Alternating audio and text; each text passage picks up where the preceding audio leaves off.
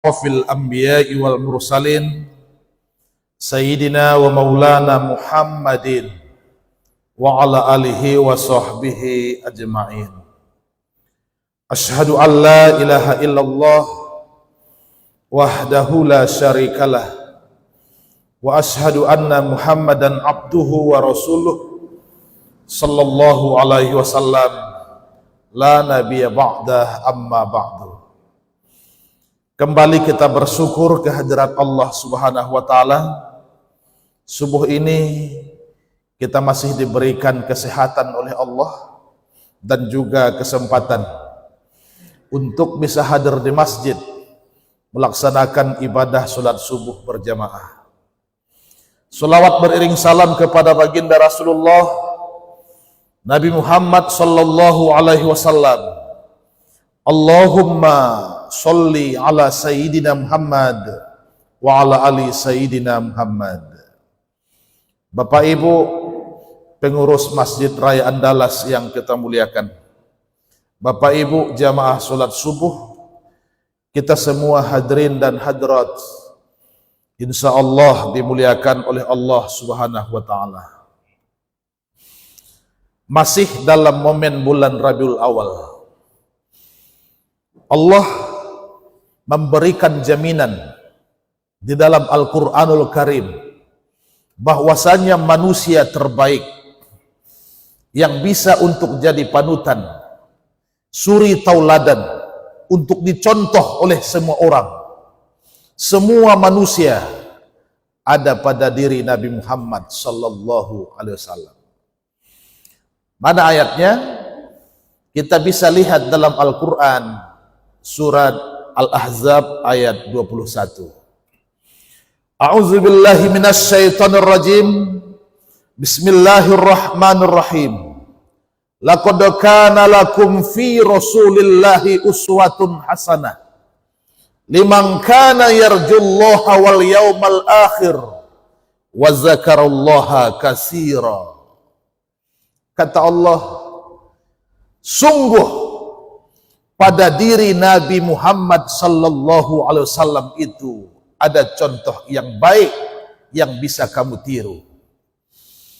Pada diri Rasulullah Muhammad sallallahu alaihi wasallam ada suri tauladan, panutan yang bisa kamu ambil darinya, yakni orang-orang yang mengharapkan rahmat Allah dan juga kedatangan hari kiamat.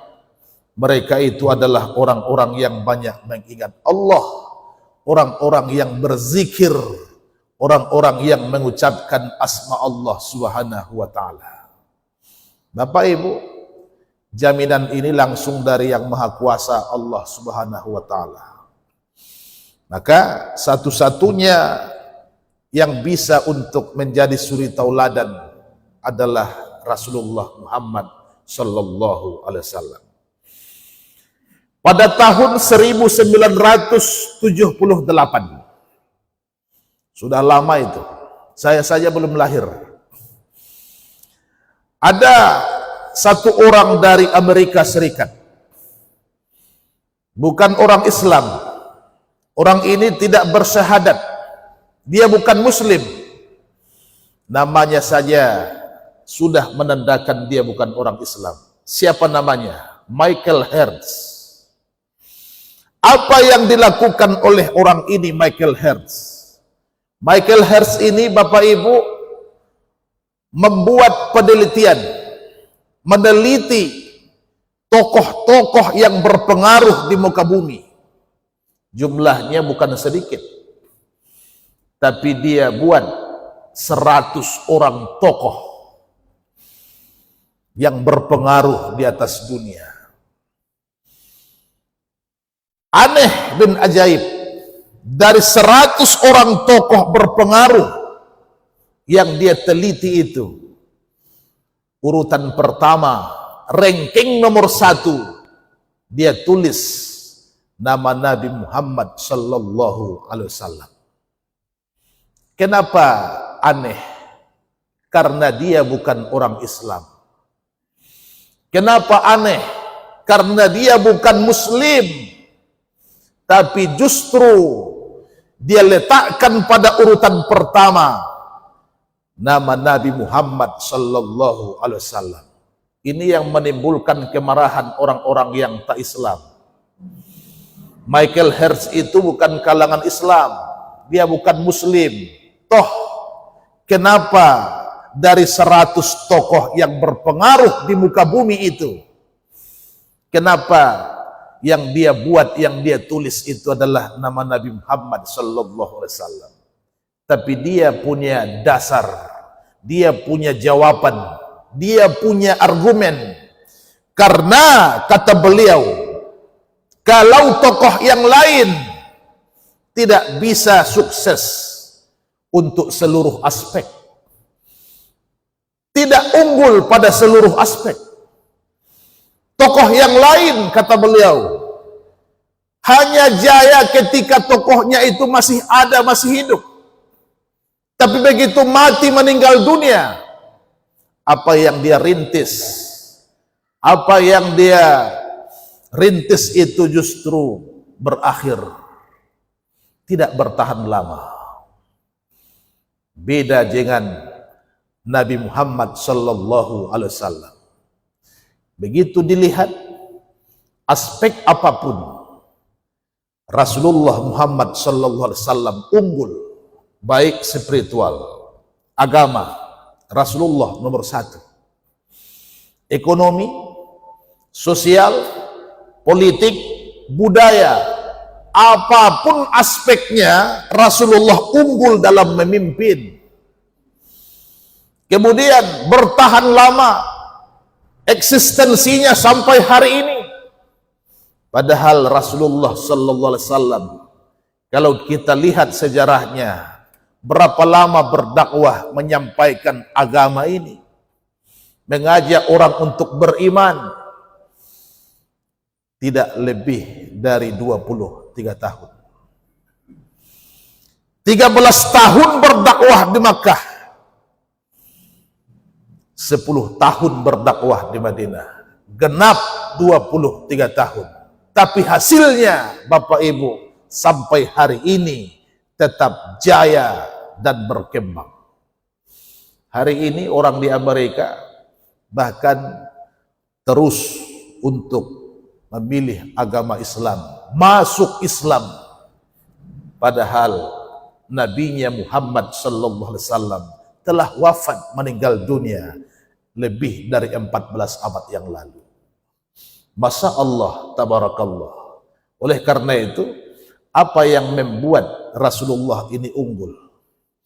Apa yang menjadikan Rasulullah kita Nabi Muhammad sallallahu alaihi wasallam ini bisa sukses dalam waktu yang relatif singkat, 23 tahun menyampaikan Islam, mengajak orang untuk beriman kepada Allah Subhanahu wa taala. Tapi apa yang diajak oleh Rasulullah 14 abad yang lalu masih diamalkan oleh orang sampai hari ini. Termasuk kita semua jamaah, kita berselawat kepadanya. Allahumma sholli ala Sayyidina Muhammad wa ala ali Sayyidina Muhammad. Bapak Ibu, pertama, kiat sukses Rasulullah itu menjadi pemenang, diakui oleh kawan, bahkan lawan sekalipun mengakui itu. Ada 4 sifat yang melekat pada dirinya. Pertama, Rasulullah Muhammad sallallahu alaihi wasallam itu mempunyai sifat siddiq, jujur. Yang kedua, amanah, dapat dipercaya. Yang ketiga, fatonah, cerdas, cerdik, pintar. Yang keempat, tabligh, menyampaikan. Ini ada pada kepribadian Nabi Muhammad sallallahu alaihi wasallam. Maka Bapak Ibu, kita lihat yang pertama, siddiq, jujur. Dari kecil Rasulullah sallallahu alaihi wasallam, padahal dari kecil itu ayah sudah tak ada. Ketika masih anak-anak sudah ditinggalkan ibu, diuji dengan kehidupan. Apa pekerjaan Rasulullah ketika waktu kecil? Mengurus hewan ternak, beternak, mengembala kambing. Ini ujian berat, berhadapan dengan mengembala kambing. Ada istilah kita sampai hari ini, seperti kambing diseret ke air. Seperti kambing diseret ke air.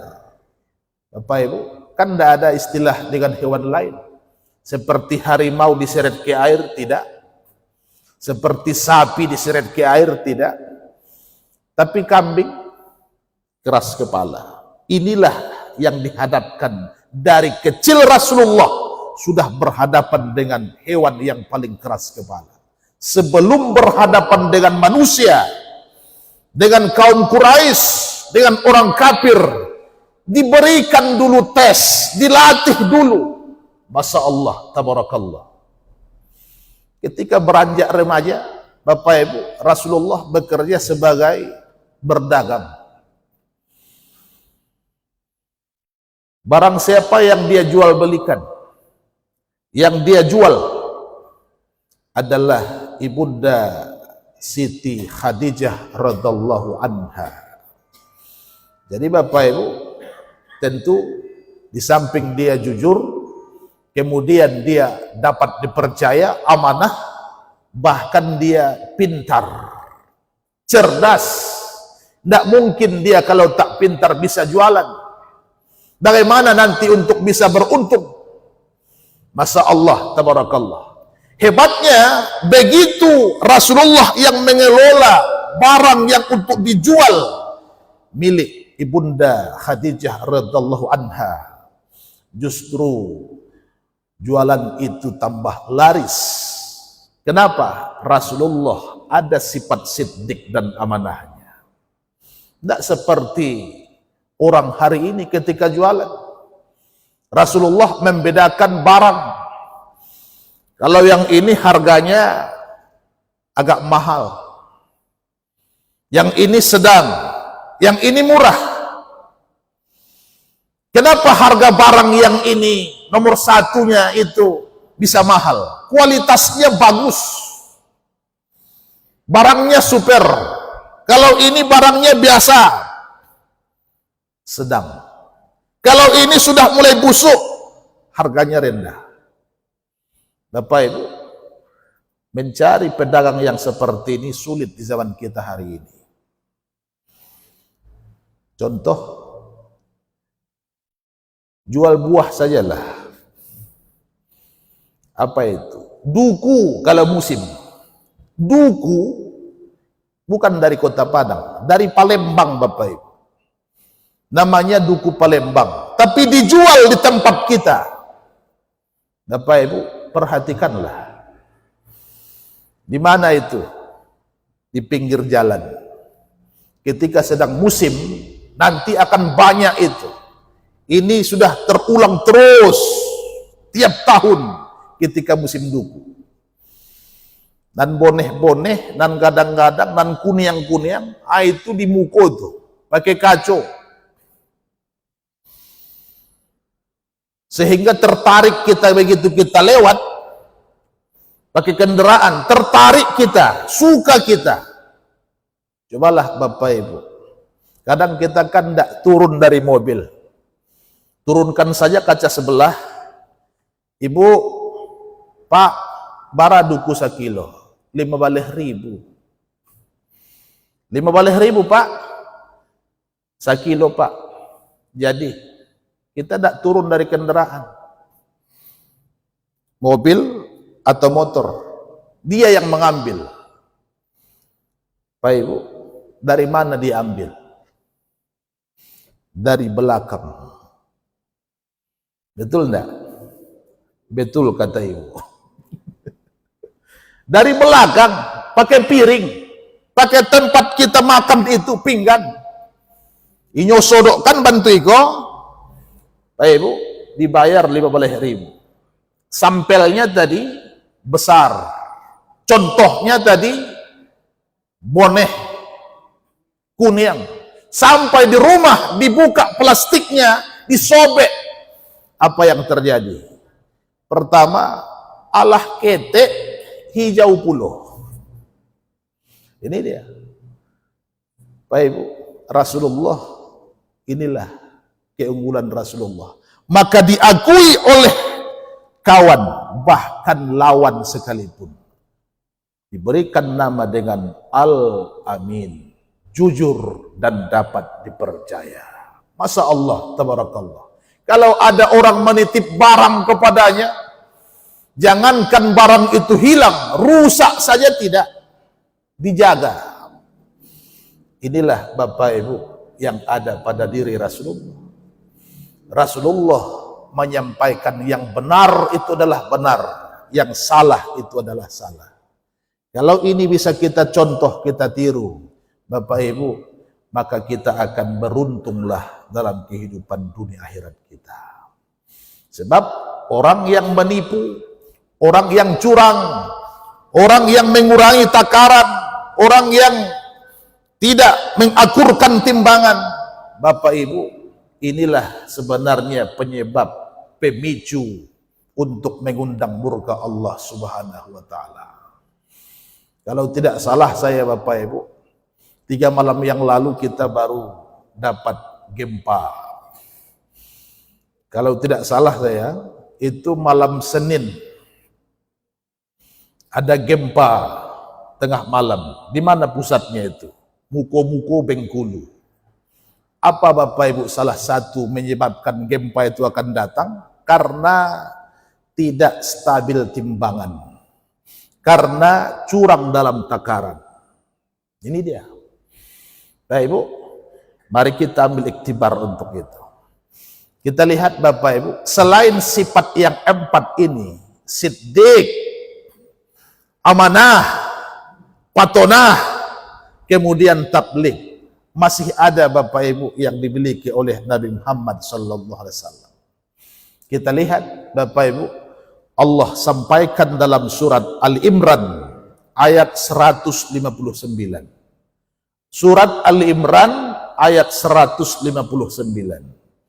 Kata Allah, "Fabima rahmatim minallahi lintalahum walau kunta fazzan ghalizal qalbi lam faddu min haulik fa'fu anhum wastaghfir lahum wasyawirhum fil amr fa iza azamta fatawakkal 'ala Allah innallaha yuhibbul mutawakkilin."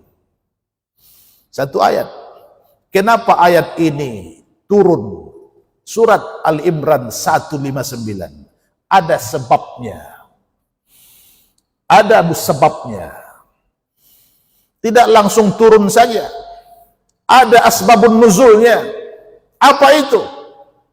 Bapak Ibu, kaum muslimin ketika itu melupakan pesan Rasulullah. Ini ketika berhadapan dengan perang Uhud, di mana puncak bukit Uhud itu Bapak Ibu, inilah posisi paling strategis. Disinilah kaum muslimin menunggu kedatangan musuh orang-orang kafir yang akan datang menyerang. Apa pesan Nabi?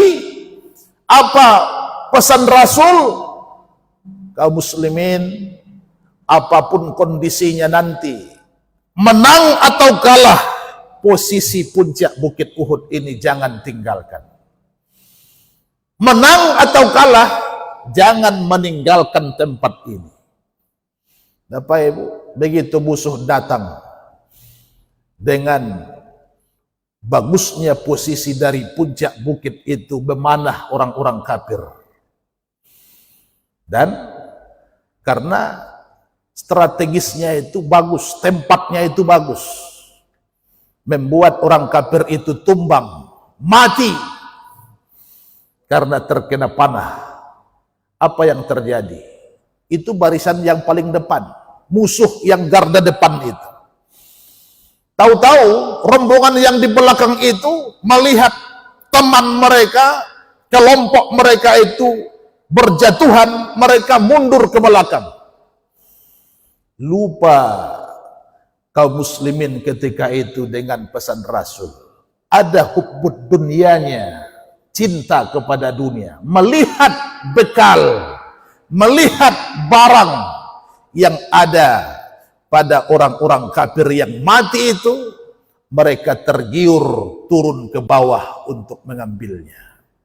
Sementara rombongan orang kafir yang datang itu telah mundur, mereka bukan pulang benaran, tapi mereka membelok mengelilingi bukit, ambil alih. Akhirnya mereka yang naik ke atas, alih posisi, merekalah yang menguasai puncak bukit Uhud. Begitu sedang mengambil milik barang orang kafir kaum muslimin ketika itu, mereka panah pula dari atas. Na'udzubillah min zalik. Bapak Ibu, inilah ketika itu orang Islam kalah dalam perang Uhud. Turunlah ayat ini. Apa kata Allah? Fabima rahmatim minallahi lintalahum. Atas rahmat Allah lah engkau bisa bersikap lemah lembut.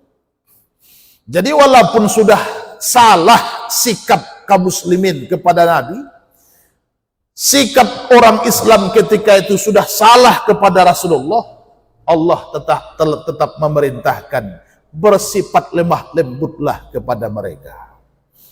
Sebab kalau engkau bersifat keras, bahkan kasar kepada mereka, mereka akan pasti meninggalkan kamu. Persatu, Bapak Ibu, yang ada pada diri Rasulullah adalah sikap lemah lembut. Ini dia. Coba Bapak Ibu, kita cek, kalau ada orang marah-marah, kalau ada orang bersifat kasar, Bapak Ibu, kira-kira dicintai orang atau dibenci orang? Dibenci orang, ditinggalkan orang.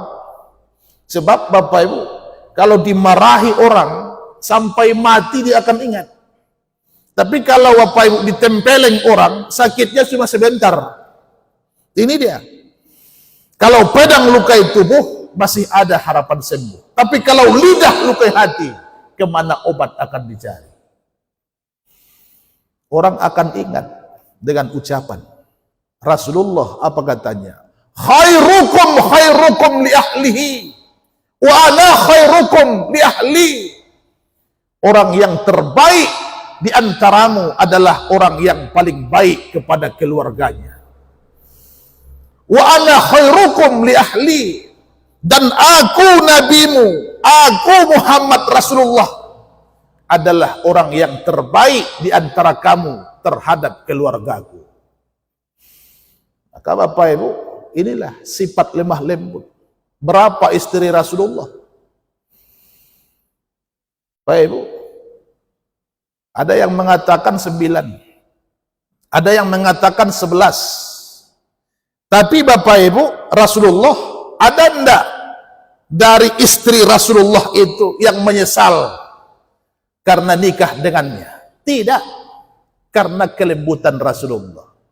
Rasulullah juga tidak menikah sebelum Ibunda Khadijah telah meninggal dunia. Bapak Ibu, kelembutan. Satu.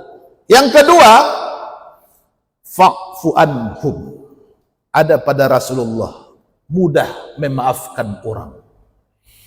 Jadi Rasulullah kita begitu dari Makkah ke Taif ingin mendapatkan perlindungan, dikira Nabi dia akan disambut dengan solawat. Tahu-tahu Bapak Ibu itu tak terjadi pada diri Rasulullah. Begitu sampai ke Taif, justru sumpah serapah yang ada, justru cacian yang ada. Dikejar Nabi kita, diusir, dilempari dengan batu, sampai-sampai berdarah telapak kaki Rasulullah. Turunlah malaikat Jibril, turunlah malaikat penjaga bukit, penjaga gunung, memberikan tawaran, Muhammad, jangan sampai darah dari telapak kakinya ke tanah. Itulah yang ditahan oleh Rasulullah. Engkau sudah dicaci maki, engkau sudah dizolimi, disakiti, dilempari, dikasari. Sekarang mau diapakan orang Taif itu? Mau diputar balikkan tempatnya? Mau dihujani dengan batu? Atau tunjuk gunung yang mana, bukit yang mana paling besar supaya ditimpakan kepada mereka? Datang tawaran Bapak Ibu. Kira-kira Bapak Ibu, kalau Bapak Ibu sempat berdarah dibuat orang, kita disakiti, dilempari, dikejar-kejar, diteriaki maling Bapak Ibu, datang Bapak Ibu tawaran, mau diapakan musuh itu? Mau ditenggelamkan, mau ditutup dengan bukit besar. Bapak Ibu, gunung yang mana Bapak Ibu tunjuk? Gunung Singgalang, Gunung Pasaman, Gunung Merapi. Ini kita, Rasulullah itu Bapak Ibu, apa yang dia katakan? Jangan, tidak wahai Jibril, mereka berbuat kasar kepadaku karena mereka tak kenal siapa aku.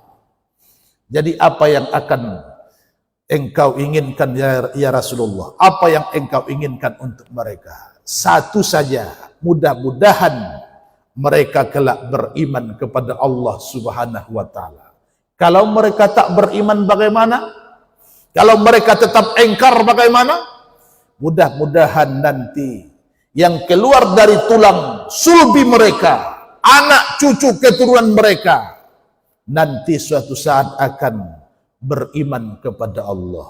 Hasilnya Bapak Ibu, hari ini 100% orang di Taif sudah beriman, sudah beragama Islam. Alhamdulillah. 2, memaafkan. Rasulullah kita, Bapak Ibu, mau dia, sanggup dia, mampu dia untuk memberi maaf kepada musuhnya. Begitu dia sudah punya pasukan banyak di Madinah, balik lagi. Bapak Ibu, ketakutan orang Taif, ketakutan orang di Makkah, tapi dia datang hadir bukan untuk berperang, bukan untuk balas dendam. Masya Allah, tabarakallah. Yang ketiga, fa'fu anhum wastaghfir lahum. Apa itu? Justru Rasulullah mendoakan orang-orang yang berdosa. Rasulullah Muhammad SAW mendoakan orang yang berbuat jahat, berbuat buruk kepadanya. Inilah unggulnya Rasulullah kita Muhammad SAW.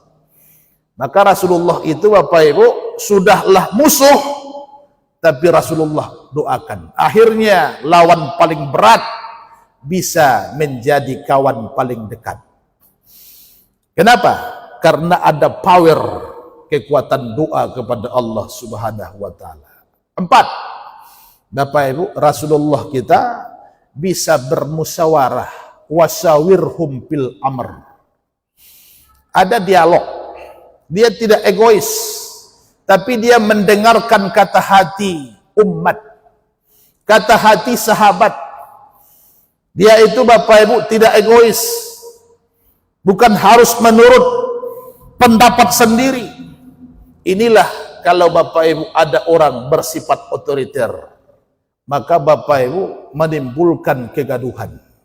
Belakangan ini di negara kita Republik Indonesia apa yang terjadi? Ada orang membuat kebijakan-kebijakan hanya berpihak untuk dirinya saja, berpihak kepada golongannya saja. Bapak Ibu, di dunia saja sudah dibuktikan, rumahnya dijarah orang, rumahnya, harta bendanya dirampas orang. Kenapa?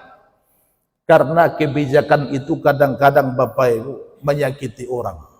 Mereka membuat kebijakan gajinya per hari 3 juta. Sudahlah 3 juta per hari Bapak Ibu, untuk syukurnya dengan joget, dengan bergoyang-goyang, ini menyakiti hati masyarakat. Kebijakan-kebijakan yang mereka buat Bapak Ibu, rekening yang 3 bulan bisa diblokir, tanah 2 tahun yang tidak diurus bisa ditarik oleh negara. Na'udzubillah min zalik. Akhirnya Bapak Ibu muncul kemarahan masyarakat. Nauzubillah min zalik. Baik Bu, 4. Yang kelima, fatawakkal 'ala Allah. Kita semua hasilnya dari ikhtiar, usaha, bahkan doa kita, serahkanlah kepada Allah. Maka Umar bin Khattab sebagai ulama, sebagai khalifah, pernah mengusir jamaah dari masjid karena pekerjaannya hanya berdoa terus menerus. Apa kata Umar bin Khattab? Tidak akan mungkin emas jatuh ke pangkuan dari langit. Keluar, berusahalah, berikhtiarlah. Ada orang yang akan ikut sholat berjamaah, sholat asar di Madinah. Rasulullah akan takbir. Tapi sebelum itu Rasul menengok ke belakang. Ada orang turun dari kendaraan mewah. Kendaraan mewah ketika itu adalah onta merah. Orang itu turun, kemudian dia tinggalkan ontanya. Tidak dia ikat. Begitu orang itu datang, apa kata Rasulullah? Ikat dulu ontamu, baru kamu ikut sholat. Ikat dulu ontamu, baru kamu masuk, baru kita sholat. Apa jawab orang itu? Ya Rasul, kalau saya ikat, kalau lepas kata Allah, dia akan lepas juga. Kalau saya lepas ya Rasul, kalau tidak lepas kata Allah, dia akan masih ada. Dia tidak akan hilang. Saya sudah bertawakal kepada Allah. Bukan begitu bertawakal kata Rasulullah. Bukan begitu bertawakal. Berikhtiar dulu, berusaha dulu. Berdoa, barulah serahkan hasilnya kepada Allah. Ikat dulu kendaraanmu, kalau nanti hilang, itulah sudah takdir Allah. Bapak Ibu, kita lihat dalam ayat 159 surat Al-Imran. Ada 5 yang ada pada Rasulullah. Pertama, lemah lembut. Kedua, pemaaf. Ketiga, bisa untuk mendoakan orang supaya kepada kebaikan. Keempat, ada musyawarah, wasawirhum fil amr. Kelima, menyerahkan urusan itu semuanya setelah hasil dari usaha dan doa diserahkan kepada Allah Subhanahu wa taala. Mudah-mudahan Bapak Ibu kita bisa contoh Rasulullah Muhammad sallallahu alaihi wasallam. Semoga bermanfaat. Terima kasih. Banyak maaf. Wabillahi taufik wal hidayah. Assalamualaikum warahmatullahi wabarakatuh.